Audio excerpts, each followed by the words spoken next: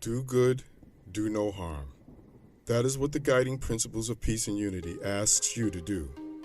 It is a simple, ethical, moral framework and a social contract. But each guiding principle has its set of violations. The violations show you how to do no harm.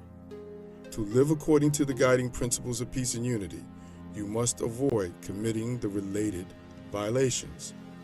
The violations represent the many ways in which we injure each other, cause trauma, distrust, and disunity. Get a copy of the Guiding Principles of Peace and Unity and the Violations from our website, thegppu.org.